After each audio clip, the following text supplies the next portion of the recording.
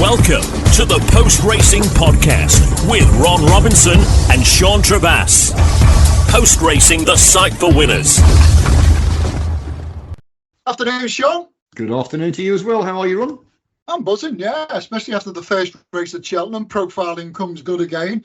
Beating the horse that was gambled on like it was unbeatable last night, 20-1 into something like 11-2. Wow. Drifted back out to 12-1, and guess who it is?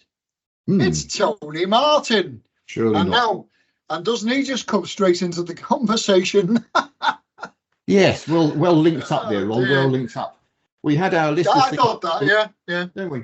We had our list of things to do, and racing's a never-ending, changing feast, as they say. And what happens yesterday? Yeah. Oh yes, the horse that won the race, that then lost the race, has now won the race again. I'll let you explain that one, Ron. Yeah.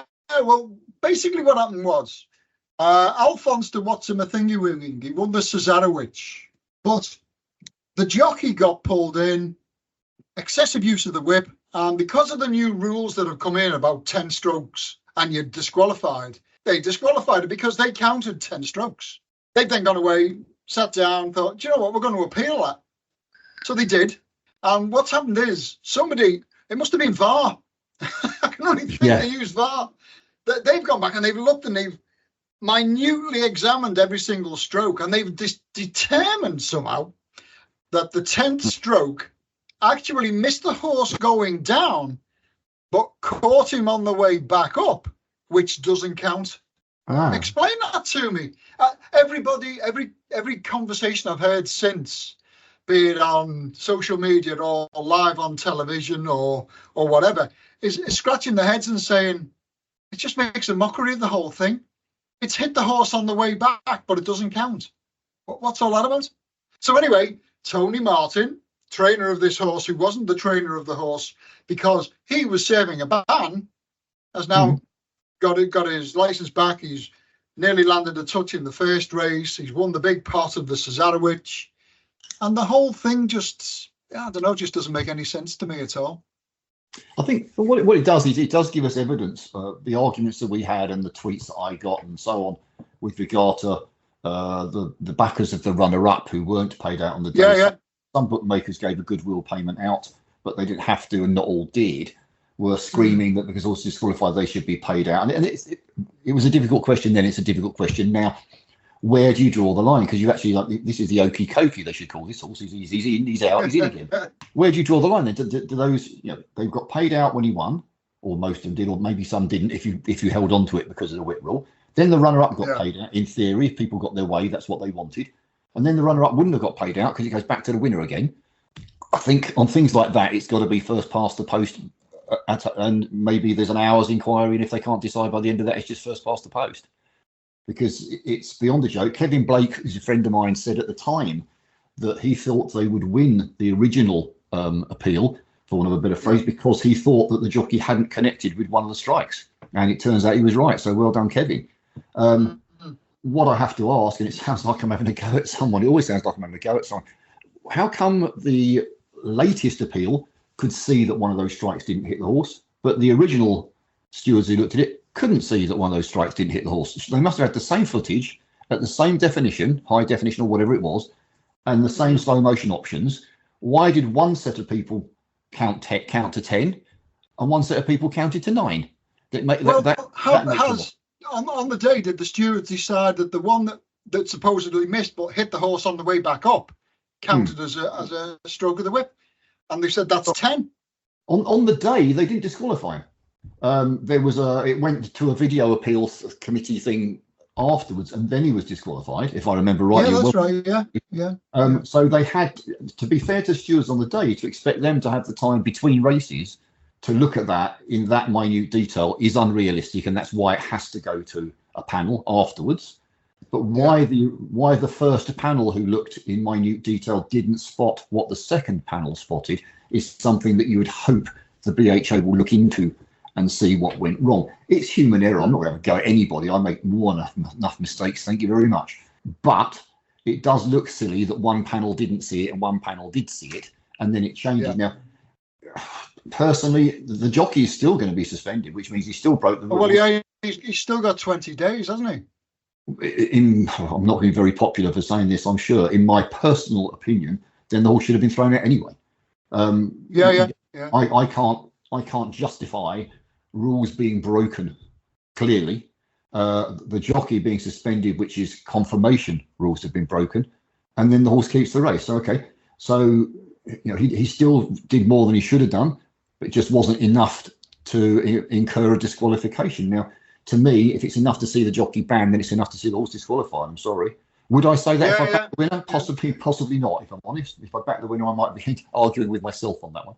But if you break the rules, how can you keep the race? I've never really understood that, but that's purely a personal opinion, nothing more. Yeah. I think this one we move past for now, until something happens where it gets back into. I'm sure there'll be more feedback coming through on this. Somebody somewhere is going to be sitting there thinking, right, how do we actually clarify this as a genuine rule? Because it has just made a mockery of it, hasn't it? In my opinion, The thing I don't have an answer to, I genuinely don't know, is do the connections of the runner-up, of what is now, again, the runner-up was made the winner, but is now the runner-up, do they have any right of appeal to go back and say, well, actually, we don't agree with you? Where does it stop? Where does it? I don't know. Why would the owners of this horse have the right of appeal, but the owners of the horse that got the race and now don't have a right of appeal? That would seem very strange to me. I don't know if that is the case. Yeah. So we may not have heard the end of this yet, is all I'm saying. I mean, perhaps we have, and there is no other route, or perhaps they will decide not to appeal for whatever reason. But it could potentially go on and on, couldn't it? So it could, couldn't it? Yeah. Not a good look. But we do have a good look with our next subject, and that is, of all things that you never thought I'd write down, Windsor Racecourse. How good is that? Yeah. Well, I'm in two minds, I am. It looks like the plan, but anybody that doesn't know, they're going to start national hunt racing at Windsor again. I think the last time they raced there was as an official national hunt track was 1998. Correct. Yep. They took over a couple of Ascot's meetings when the place was being revamped.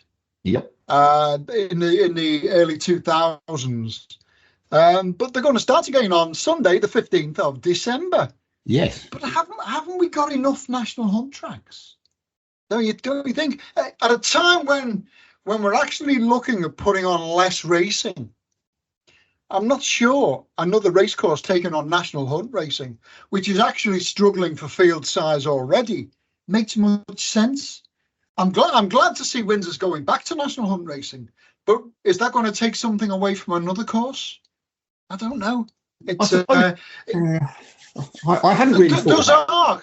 Is ARC trying to take over racing completely? What do you mean trying? Yeah, I'm pleased to see him back, because the one thing that if you go, I'm lucky enough to go abroad and I talk to Australian racing folk and Hong Kong and all sorts of places all around the world. And the one thing some places are jealous of, certainly the Americans are, is our variety of tracks, the ability to have left-handed and right-handed, uphill and downhill, camber and no camber, etc. That's part of the appeal of our racing to the rest of the world, even if we take it for granted, because it's always been that way. So for me, as a soft southerner, going back to Windsor is quite a good thing. Now, they're funding it as well. I don't know if you saw that. There's going to be what's called the Berkshire Winter Millions weekend in January. Oh, yeah, saw that, yeah. Clarence House Stakes on the Saturday. Well, when it's Ascot on the Friday, then Ascot on the Saturday, which includes the Clarence House Stakes Grade 1, and then Windsor have £165,000 Fitzdale's Fleur de Lis chase on Sunday the 19th. What I quite like there is they're sort of trying to create a mini festival and spread it across two different tracks. I think it's quite a nice idea, to be honest. Yeah, it's something different. And if you'd like to hope, beyond hope, that Ascot will give, not give away perhaps, but perhaps in the Ascot race card, there's a £5 off if you go to Windsor on the Sunday. Something like that, to try and encourage people to go to a track perhaps they haven't been to before.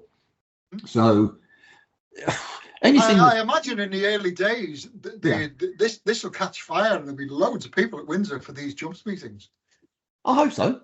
Anything that gets racing back in good books again, if I want a better way of putting it, gets more new people interested. A different geographical demographic, perhaps. I suppose they go to Ascot, maybe, and what local course down the road, let's go and see that. It might get some more people interested in the sport we love. You don't know.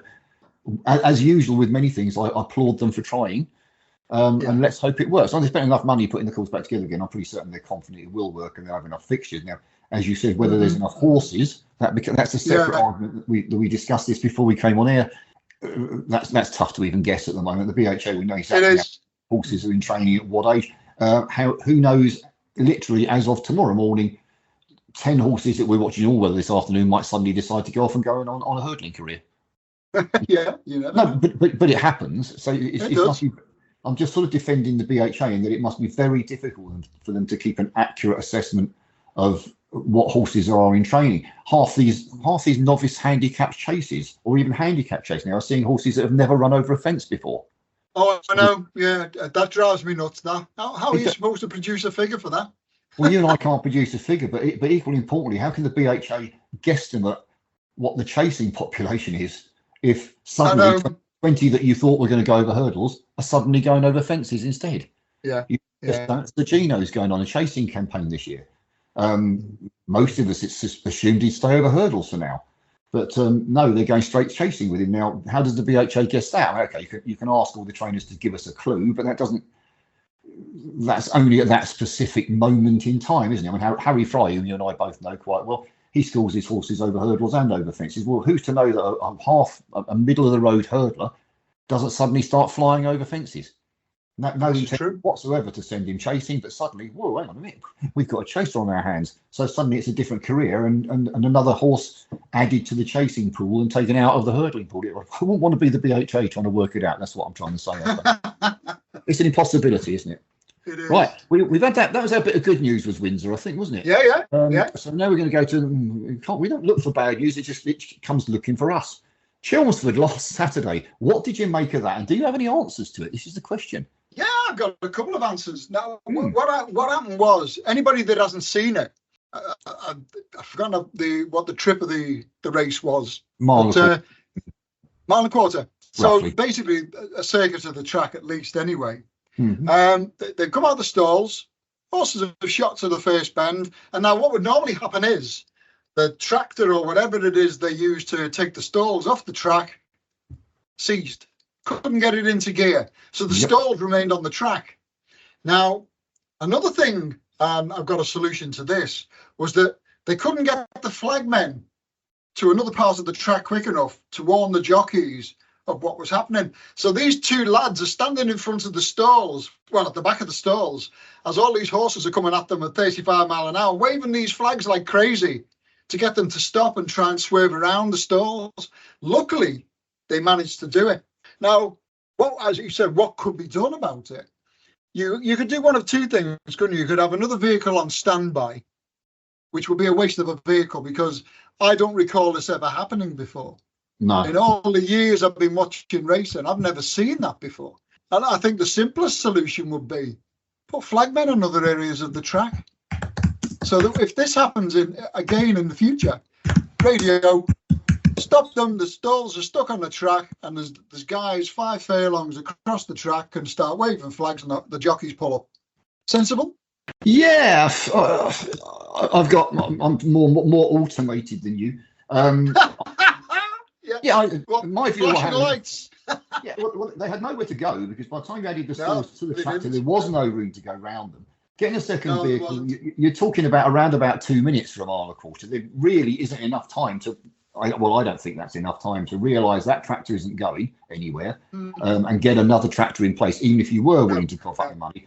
And then you've got to move the tractor as well as the stalls, because they're attached. I don't think that could be done in 2 minutes realistically. Nope. The only thing you could do theoretically, and this would cost even more money, is to widen the course or reduce the number of runners. God forbid, I don't believe I actually said that.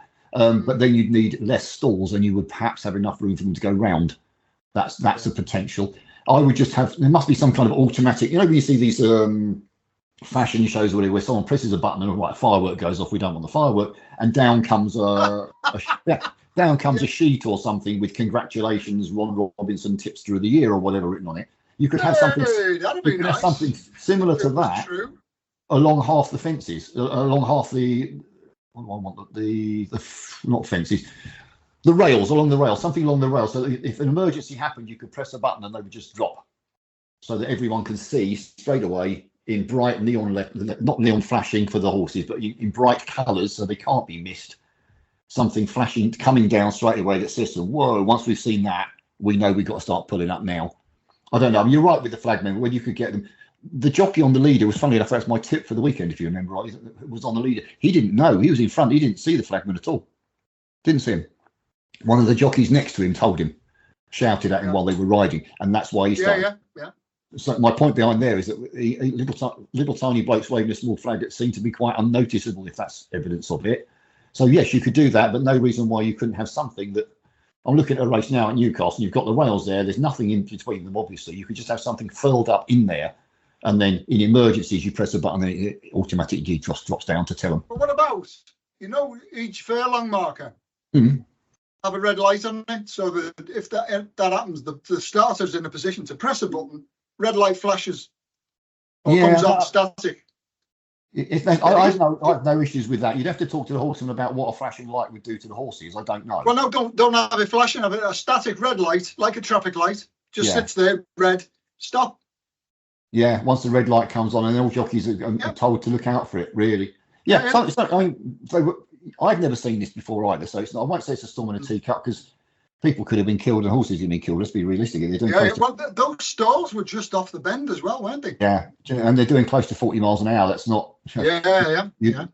I'm not trivialising it at all. But what I am saying is it hasn't happened before, to my knowledge, anywhere in the world that I've.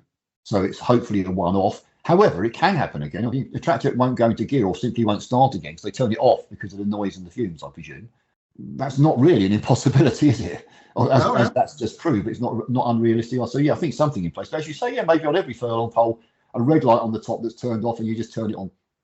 Yeah, easy. Yeah, or you could still have your flag. And to be fair, the starter Kieran O'Shea was running down the course like a hero, waving and shouting to try and get him to know, putting his life at risk, quite frankly. But it was a lucky escape, and something needs to be done, or at least be seen to be done, to make sure it can't possibly ever happen again. Yep. But again, you're assuming the jockeys. I don't see any reason why you couldn't put some kind of, not say mobile phone, but some kind of, you remember pagers back in the old days, pagers. Why you couldn't put something? Pagers, yeah. Why couldn't you not put the equivalent of a pager in every jockey's cap? No noise intended, no noise necessary. The size of a 10p piece these days, technology's moved on a lot from there, hasn't it? Yeah. And then anything happens like that, you press the buzzer and everybody's jockey's cap starts to buzz. Not loudly, just enough that they know it's doing it. So it's telling them, ooh, hang on a minute, time to pull up. Just an idea. There's loads of things they could do to get the horses to stop. There is. And they need to. Yeah. They need to, just for safety. So, racing doesn't need any more. And what I did note about this, which this was what really, I was going to use the word, sounded like hissed off, but wasn't quite that. What really annoyed me is that, well, this was all over the main news. Yeah. Anything good about racing, buried. You never find it anywhere, will you? Never. No. Something happens like that, it's on the main news, not even on the sports side of it, just on the main BBC News, on the channels. Oh, look what's happened. Oh, terrible. No one was actually hurt. We were lucky it wasn't, but why they have to pick up on every bad aspect and exaggerate it and pinpoint it and fanfare it is beyond me.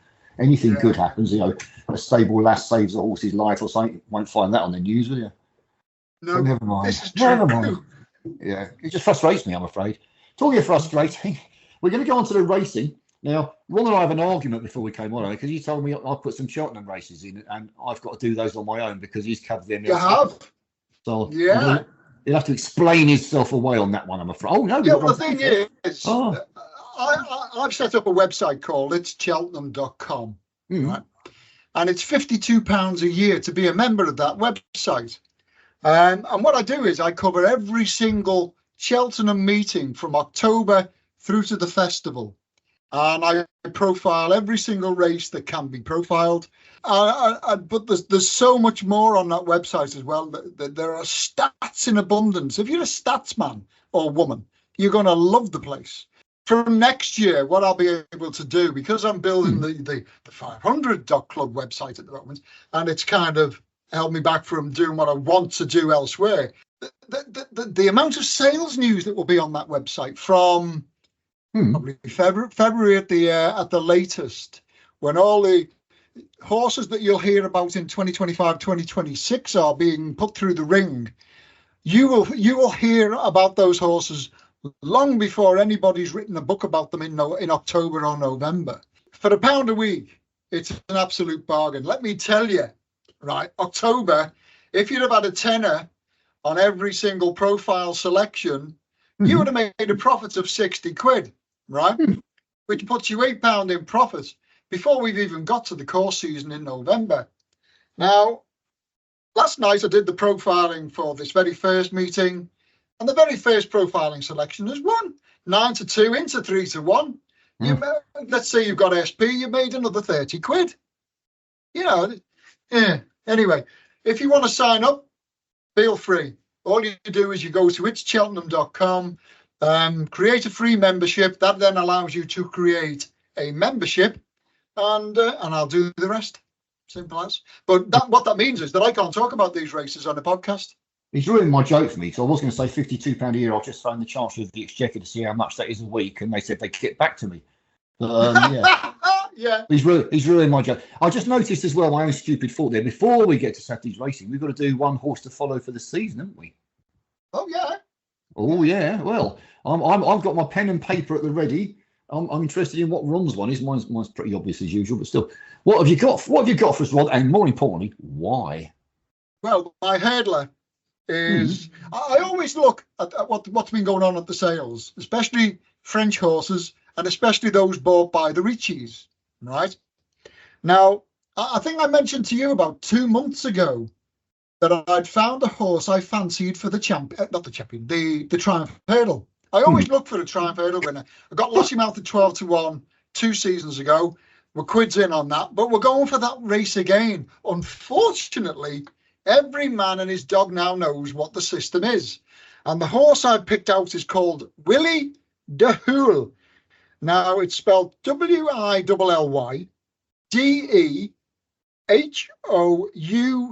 DEHOUELLE, 3 words, French horse, owned by the Richies. I've looked at his back form of this horse, and I don't know how much they paid for it. That's obviously always going to be top secret stuff. But it ran in a race called the listed Prix Go Ahead at Artois. And it chased home an unbeaten runner over there called Nietzsche. Nietzsche has, right? Not Nietzsche as in Brian Nelson's Nietzsche. And that's won a grade 3 since.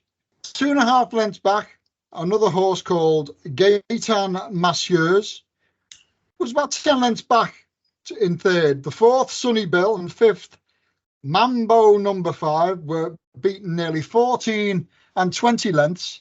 And they've been sold for €200,000 to Willie Mullins and €450,000 to Ben Pauling. So God alone knows how much the Richies have paid for this one.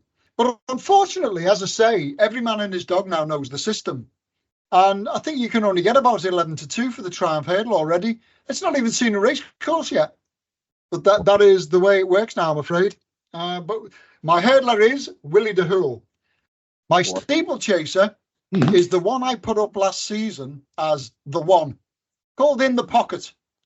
It ran once, came second to Facile Vega, and was injured in the process. Wasn't seen again, which was disappointing. But it actually, I'd love to have done this, about 3 weeks ago. It ran at Wexford, the 3:55 at Wexford on the 28th of October. It went off at 1-2, and it absolutely dotted up. If you can see the replay of the race again, you will fully understand why I put this horse up again. Should I put it up as the one? Who knows? Everybody will know what the one is by the end of this month. But yeah, it won at 1-2, beating a horse called Farren Glory. And the Racing Post race reader says it won in a canter, which it did. Now, where they go with it next, I don't know. But this was the very first horse that J.P. McManus had sent Henry de Bromhead. And I mentioned that last year. I was absolutely convinced that they had this lined up to win at Cheltenham. Unfortunately, as I say, it got injured. Let's hope they get their compensation this year. But they're my two. WILLY de HOUELLE, In the Pocket. Well, okay. Mine's a... No, I was going to say Constitution Hill, but I might just make people laugh at me. No, I'm not going to go Constitution Hill, don't worry. Yeah, I always find this a difficult thing to do, because if you try and find yourself a handicapper, he goes and wins by 20 lengths, gets put up a stone, and he's never seen again. So that becomes a disaster. If you're looking at the top class horses, they're unfortunately fairly obvious who they are, and you're not going to make any money out of backing any of those either. So it's really trying to find a balance. Funnily enough, and this is purely is a coincidence, mine actually runs on Sunday at Cheltenham. Which I didn't know. It's a mare in the this is my hurdler with Fergal O'Brien called DYSART ENOS. Fergal O'Brien's horse. Yeah, she's a lovely mare. Fergal says she's the fastest thing he's ever trained. She was second in a point-to-point in Ireland before she was bought for whatever. I didn't even look up the money. She won 3 bumpers. Her first 3 starts over hurdles. It's the apple of her trainer's eye. She had a minor setback, unfortunately, just before Cheltenham, so she missed Cheltenham and Aintree, and I think they very sensibly decided to sort of put her off to the paddocks immediately, really, and give her a chance to mature and strengthen and fully recover. She's in the Greatwood on Sunday at Cheltenham, which I literally didn't realise when I wrote it down. I went and had a look at that, and out of interest, as I was writing it this morning, she was 7-2 for the Greatwood and went to 11-4 while I was writing it. So they're coming for her. You know why that is? Do you know why that is? Nope. Fergal O'Brien has publicly stated it's the best handicapped horse in England or Ireland. Has he? He's let his own cat out the bag, hasn't he? And they must have got on already. Thanks for that, Fergal. Cheers, mate. I shall. When I see you in February, I shall have words about that. I think she's a really good mare. Quite frankly, I don't think she's a handicapper. She won't. She's far too good for that. She's going to have trouble again. That's the trouble with all roads leading to Cheltenham, nowhere else. I mean, much as we love Cheltenham, I'm talking March, obviously. Much as we love it, where does she go? She's a 2.5 miler. Where does she go? Champion hurdle 2 miles, probably too short for her. Stayers hurdle 3 miles, probably too far for her. Okay, there is a 2.5 mile race, but it's not got the kudos and the prize money that the 2 mile or the 3 mile has got. So it's a bit of a shame for her there. So you'd have to plan out a campaign for her. But I think she's class. And I'll be very surprised if she doesn't win the Greatwood on Sunday. I hadn't written that. As for a chaser, I really struggled with this. I'm not going to pretend I didn't. And I've come up with a strange one for you. And its name is, you want the spelling ones, I'll give you the ones as well. I'm not even going to try and pronounce it properly. Bugise Seagull. Now, the second word is seagull, as in Brighton Beach. So that's nice and easy to spell. But the first word is BUG. Bugise, maybe it's Bugise Seagull. Yeah, it could be. Yeah, BUGISE. Trained by Charlie Longsden. Reasonable over hurdles. Won novices at Catterick and Southwell. Ended the campaign with a career best 3rd in the Mersey novices hurdle at Aintree. Hasn't run over more than 2.5 miles over hurdles, but they're very confident that once they step him up in trip, it's going to be a different case entirely, and that he's been crying out for fences now. He did reappear at Carlisle late last month, got beaten into 2nd of 3 in a falsely run race, rallied late on, but was never going to win. Looked like he needed the run, and also, again, that was 2.5 miles. Once this thing steps up to 3 miles, or 2 3/4 even, you'll see a different beast entirely. Their confidence can be far, far better over fences than he was over hurdles, and he wasn't bad over hurdles, that's for sure. His last race at hurdles at Aintree, he was beaten 12 lengths by Brighter Days Ahead, which is pretty good form. Finished up with a rating of 138, which doesn't make him the best, but it makes him pretty decent. And I think he'll win a few races. Will he win at the top level? Am I expecting to see him at Cheltenham? Probably not, if I'm honest with you. But I'll be surprised if he doesn't run up a 2 or 3 race sequence over fences and hopefully. That's all you need to pay the bills. Yeah, hopefully pay his way is all I'm looking for there. So fingers crossed for that. Right, that's my 2 out of the way. You got your 2 out of the way, and now we move on to this weekend's racing. I'm starting, and Ron's going to be finding it very difficult not to butt in and say something. But I'm going to start with the 12:35 at Cheltenham. Once I get my mouse moved to the right place, I'm not used to being the only person doing anything. 12:35 at Cheltenham. Right, it's a Triumph Hurdle trial. Hey, Ron, and you just told me he was going to win the Triumph Hurdle, so I don't know why I'm bothering really. But. It's not an easy race. It's 10 runners, 4 of them unbeaten. 3 others have also won races. I had hoped it would be a bit easier than this when I wrote it down. Prairie Angel worth a second look, coming over from Ireland for Joseph O'Brien and getting a £7 sex allowance. We all like a sex allowance. But she hasn't impressed me so far that much, and I'm going to go for the once raced over hurdles, East India Dock.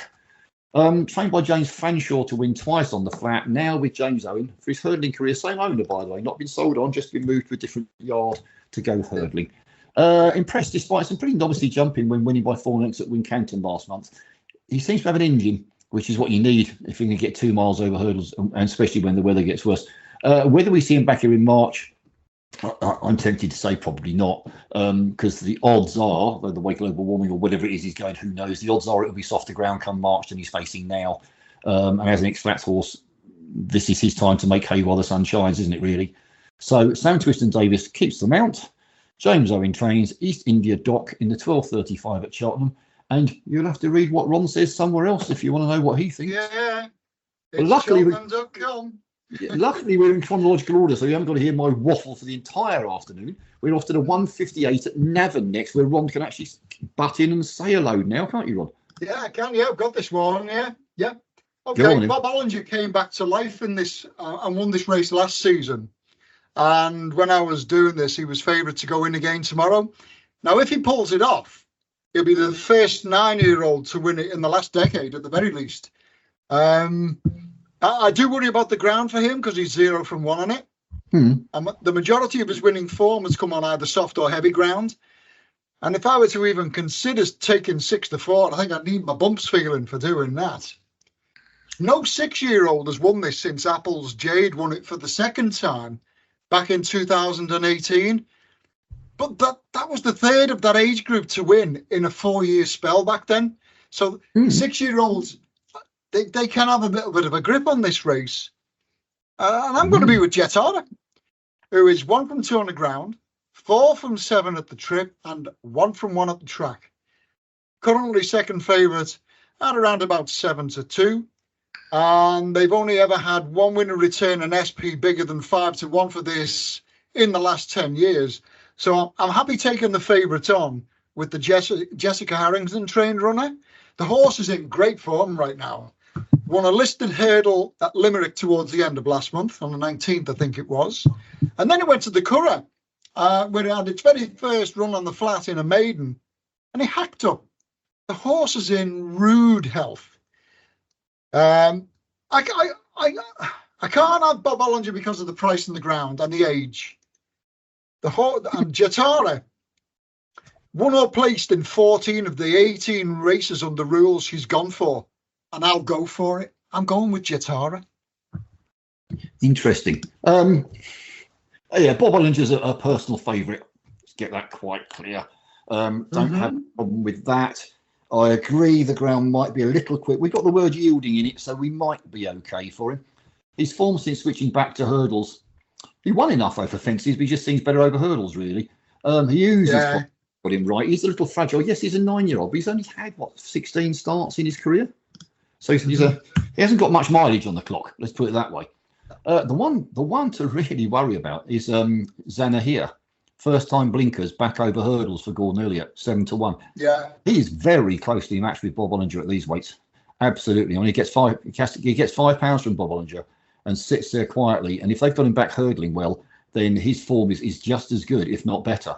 So I'm definitely having a little reverse forecast on the two. As for Bob Ollinger, sent back over hurdles, second in the Irish champion hurdle behind State Man, which is, no disgrace whatsoever, and no second to area pass at Aintree. He deserves a 9th career win, quite frankly. 2.5 miles is fine for him. I know he stays further. I think this is his trip, to be honest. If 13 to 8 is the best price I can see now. Is that value? No, probably not. But then the bookies aren't giving any value away anymore. That seems to be doesn't exist. It seems to be something from the past, that one, doesn't it? So, but I'd like to see Bob Ollinger win, and I think he's good enough to win if they've got him straight. This is the issue after 219 days off. Is he straight enough? Only the connections will know. We'll find out in the morning. He either drifts like a barge, or they hold him there, or back him, one or the other, and we won't know till the day. But that's how it is at this time of year with jumpers, unfortunately. Ditto to sort of March, April, when we start looking at the flat again. It's who's fit and who's not. Only connections really know. We can just look at the form book or the stats. Yeah. And that's that. Yeah. Now I selfishly am moving straight onto the 220 at Cheltenham, which Ron will have profiled elsewhere. So I'm hopeful he's actually going to be looking at his notes thinking, Sean's talking rubbish again, or whatever, as I go through my version of the stats, just to see whether we stack up in any way at all. I've looked at the last 15 years, which is 14 runnings. Obviously, this year hasn't taken place. No winners larger than 25 to 1. So again, I have to use current prices, but that got rid of 4 of them straight away. Any horse who completed last time out finished in the first 7 home to win this. So that gets rid of another one. We've not had a single winner who's pulled up on their previous start. That loses a couple more. And now we have a short list of 8. That's not a bad start, is it really? Not a bad start. Yeah, we haven't seen a winner older than 9. So that takes out Janadil. Now that was difficult because that's a Willie Mullins for JP McManus. So sticking a biro straight through one of those isn't always the most sensible of moves. But you do what you do. Nothing's won this rated above 159. So bye-bye to Protectorat. And here we go. 6 left now. Trainer record. Paul Nicholls has won his 3 times, 7 other places, but he's had 32 runners. Now, it does suggest Ginny's Destiny and Ilvadoto are not to be ignored, but Jamie Snowden's had 1 winner of this. He's only had the 4 runners, and that was GA Law in 2022. And he's back for more, £13 higher mark. Second on his return to action at Chepstow last month. That'll put him spot on. He's still only an 8-year-old, surprisingly, and looks all set for another rewarding campaign. He is priced at around about the 7 to 1 mark, or he was when I last looked. If he's still around about that, he's each way material to me for a couple of quid, but probably nothing more. You know what I'm like for being a tightwad. That's that and the fact that no bookie let me get more than about 50p on anyway. But yeah, I think JLaw's got an outstanding each way chance at 7s. I think that's the best value in the race. And now Ron will be delighted. Have you seen that horse's Cheltenham form as well? Well, no, I didn't put that in my profiling. It's one after yours. Superb. Is Superb. It? Yeah. All right. I think he's giving me a hint that I'm not too far off. I'm not too far off. Fingers crossed. No. Oh, now on to the 233 at Navan. I really like this race, but I bet we have different horses. So do I. Yeah. All right. Go on, then you can get your turn to go. I'm all talked out. Yeah. You get a glass of water. Just 6 going to post, but it's a little cracker, isn't it? Isn't it just? Henry de Bromhead won the last 3 renewals of this, the last twice with Captain Guinness, and he's going back for the hat-trick tomorrow. He's unbeaten in 2 previous runs at Navan, but tomorrow I reckon he's going to come up just short. Banbridge is the one I like. Unbeaten in 2 runs on the going as is currently described. 1 on his only previous visit to the track. Is 4 from 6 at the trip. He also beat Captain Guinness at the Punchestown Festival back in April after trying to get 2.5 miles at Cheltenham on soft ground. Well, he had 2 hopes to do in that, didn't he? And one of them was Bob. Yep. He's got his ideal conditions tomorrow. He's won on seasonal debut for the last 3 years, as has the current favourite, Founder 50, never out of the first 2 in 7 runs over fences, winning 4 for Gordon Elliott. But I feel the ground might catch him out rather than Banbridge. I know he's 1 from 1 on it, but that was over half a mile further. And Banbridge is a proper speed horse. I'd rather be with the the trip specialist in inverted commas. And also Founder 50 is 0 from 1 at Navan, and he was beaten at odds on back in 2022. I'm going to put up Banbridge. I think he'll run a cracker. I knew we'd think it was a good race. I also was pretty confident that we would differ. But and differ we do. Right, yeah, what a race. 6 runners, but 4 of them are rated over 160. This is a class renewal, no argument about that. As you said, Captain Guinness, 2022 and 23. You can't rule him out. Banbridge, you can't rule him out either. Likely race last year, 2 wins from 3. Highest rated runner in the lineup, 1 first time out for the last 3 years, as you said. But I've got a sneaking suspicion. Have you noticed that we haven't seen very many Willie Mullins runners yet? Because he's been very quiet, hasn't he? But then here we have Gentleman Demi. Now, at first glance, he's got no chance, has he? Or has he? He was only beaten half a length by Captain Guinness in the champion chase at Cheltenham, and he meets that rival on £10 better terms this afternoon. Well, £10 for half a length. If you're following the form book and handicapping, then he beats Captain Guinness. In theory, doesn't it? £10 better off for half a length. Doesn't win as often as I'd like. I've just got this funny feeling that Willie and his team have spotted an opportunity here for him to get weight from horses that normally he'd be at level weights with. You know, if they meet at Cheltenham, they'll meet at level weights. This time he gets £10. That's the. I see this as an opportunity. Willie and his team have spotted this as an opportunity. That's my view anyway. I think Willie spotted this as an opportunity to pick up an easy prize. And so, Gentleman to me, for me, 4 to 1. I'm happy with that price.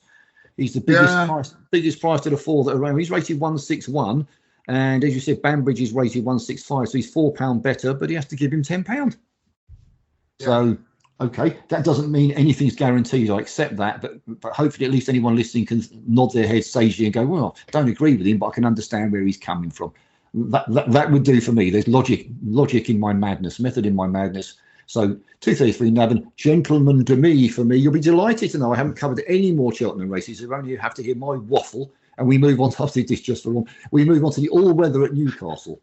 Just for you, Ron, just for you. Yeah, the 315, the first one. Yeah, we'll go with the 315 first. A right old conundrum. 8 of the last 10 winners were age 3. Who won 3 or 4? Won 5. With 9 winners returning SPs no bigger than 6 to 1.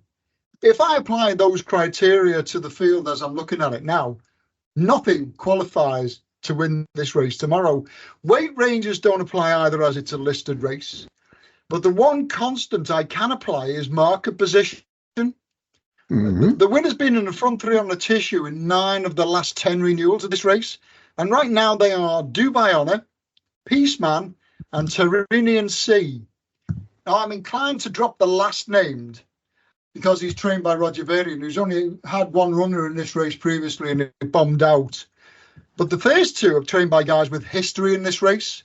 Yep. John and Thady Gosden trained Peaceman, and Gosden won this twice when he held the licence on his own in 2019, 2020. Haggis trains Dubai Honour. Now, he sent 5 for this in the past, won with 1 in 2014, and he's placed with 3 others. The winner is one of those 2, I'm quite sure of it. He trains the favourite tomorrow, Dubai Honour, and they have won 3 of the last 4 runnings of this. So I'm fingers crossed that hopefully Haggis makes it 4 from 5. I've got to go with Dubai Honour. At last we agree on something. Yes, yeah, you can never guarantee anything on the all-weather. This, as you said, this goes to Gosden's Peaceman or Dubai Honour, looking at the ratings. Last seen at Ascot is well beaten over a mile and a half in the Group 1, King George's 6th and Queen Elizabeth Stakes in July. Earlier form includes a nose second to Sebusca in the Group 2 York Stakes. 8 career wins, the best of those when taking the Randvet Stakes and then the Queen Elizabeth Stakes at Randwick in Australia in the spring of 2023, both Group 1s. No back number either. He won another Group 1 at Saint-Cloud in June this year. Had a bit of a break, ready for a winter campaign. That would be the only question mark. Rumour has it that he's heading off to Hong Kong in 3 weeks' time. So this will put him spot on for that, is my only concern. Is are they running him to put him spot on for that? If not, then I think he's the clear form choice. This is a listed race and he's a Group 1 winner. What more do I need to say, really? Yeah. In all honesty, if he's a Group 1 winner in a listed class and there's nothing wrong with him, which there isn't, having only been beaten recently, sorry, not recently, but last time out only beaten narrowly, there's plenty to like about his chances, and I don't feel the need to go any further than that, really. Dubai Honour for me. And then one last one to go where I'm again, on this one I'm confident we don't agree. 348 at Newcastle. I'll be amazed if we do. Oh dear, we might do then. When I first looked at this, I had a little chuckle to myself, because the first thing I do is look at the age groupings of the last 10 winners. The last 6 winners have been aged 3, 4, 5, 6, 7, and 8. So then I looked at the tissue as it is now, because that's normally the third place I go to after I've gone through the weight ranges. And the front 5 on the tissue are age 3, 4, 5, 6, and 5. This, for me, it's a bit like playing pinata. 6 of the last 10 winners were aged 5 or older. So I'm going to use that, despite the past results. And whilst the current market might appear not to offer much by way of clues, it's a fact that 8 of the last 10 winners and 5 of the last 6 were actually sitting front 2 in the market when the stalls opened. That's always the important bit. I might tell you one now and it's sitting second favourite and go out to 10 to 1. So when the stalls opened, if I look at the front 2 on the tissue now, the only qualifier I've got is Anaf. Last seen finishing a 4 3/4 length, 9th and 20 in the champion sprint at Ascot in October. You would think the drop back to listed class is a heck of a bonus. And because I'm rubbish at Rubik cubes, I'm just going to suggest he wins if these runes are speaking anything like the truth. Enough for me. Yeah, I can't say I blame you at all. With no insult, it's the obvious selection. He's highest rated by some considerable margin. Group 1 contender dropping into listed class. It's hard. I can't disagree with you, that's for sure. 3 to 1, I think, is a stinking price. Sprinters are inclined to run in and out of form. Yeah. They run out in and out of form more than over any other distance, as far as I'm concerned. You wouldn't say any of these can't win this. I've come up with thinking outside the box just for a change. I'm going to be on Staincliffe each way at 28 to 1. There you go. That Ron's fainted now. He's going to get back up again. I didn't see that coming. You didn't. Trained by Jack Shannon. He's only had 4 starts, which says to me there's potential room for more improvement. He's won 2 of them. The first one over this course and distance. The second by over 8 lengths over shorter at Windsor. He's been beaten since over 5 furlongs, but he's back up in trip. And more importantly, they stuck a tongue tie on him for the first time today. Now, that suggests, with no evidence to back it up, that the jockey may have reported he was gurgling or had some breathing issues last time out. And that says to me that potentially you could, I'm not saying you should, you could put a line through that last run. So if you put a line through that last run for that reason, you've got him winning by 8 lengths at Windsor. Now, is he up to listed class? He hasn't proved he is yet. No disagreement there, can't say he has. But I see no reason why he can't be up to listed class. He has impressed on 2 of those 3 starts, if you ignore the last one. Massive price, 28 to 1. Should he beat NF? No, he shouldn't. But he's a 3-year-old with room to improve. And I think he's got chances. I'm not saying he's a good thing by any stretch of the imagination. He's got chances. I like to chuck in something a bit different every now and again. So George Bass riding for Jack Shannon, Staincliffe, lucky number 13, 28 to 1 each way. There you go. I only just spotted that myself as we went through. Right, and so it's time for you to. I was going to say it's bragging rights time. I suppose that's about the right thing to say. Time for some OMS, please, sir. It is, yeah. The first on the list. I love the nightlife. All one word, apparently. Oh, 7 to 1 into 9 to 2 in the morning newsletter. Went into 4 to 1 in the update newsletter. Cruised in at 11 to 4. Nice.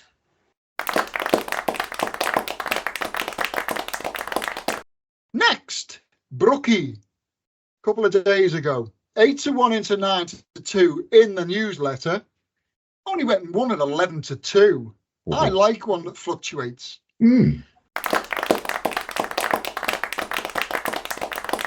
And the last one, this was a doozy. You're going to love this one. A horse called Old Page yesterday. Hadn't won in 29 previous starts over fences. Somebody knew. 20 to 1 into 12 to 1 in the newsletter. Won at 14 to 1. Led every single inch of the way. And it had me scratching my head because I'd never have picked it without the OMS, I tell you. 14 to 1. Lovely.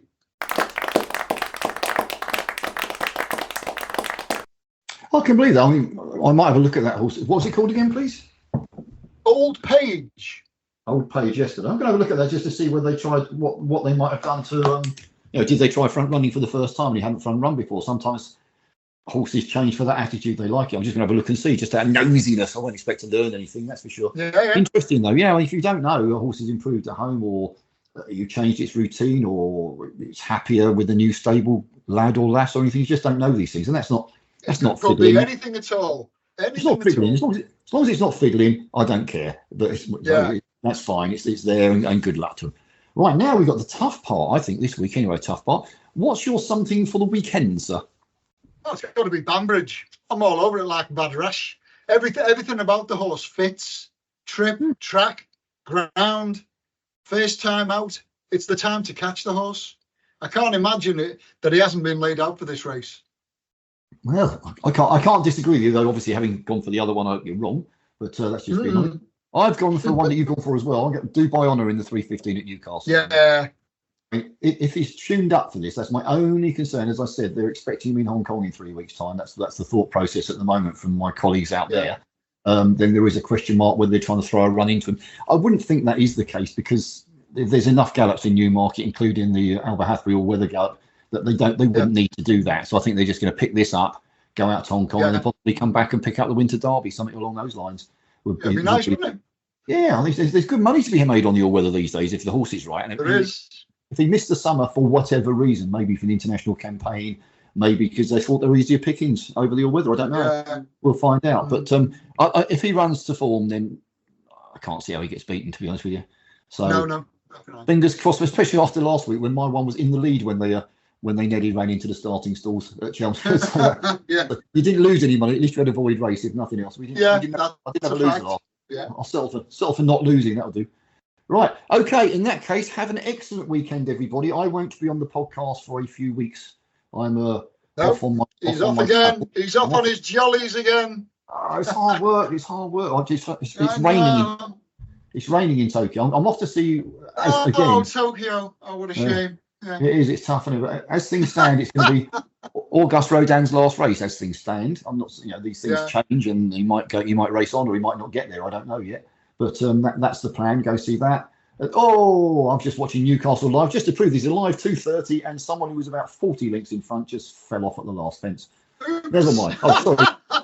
Make that second last fence. My apologies, but that would go down well with the punters. Right. Have a fantastic weekend. I shall eat some sushi in your honour and raise a glass of sake as well.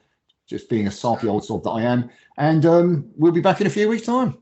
We will and all. So have a brilliant time while we're away. Yeah, I'll be writing up. I'll be sending in some articles for you. Don't worry about that. So Lovely. they can all, Lovely. just so I can rub it in. Right. Have a good one, and I'll speak to you soon. Yeah. Bye now. See you soon. Take care. Bye. Post Racing, the site for winners.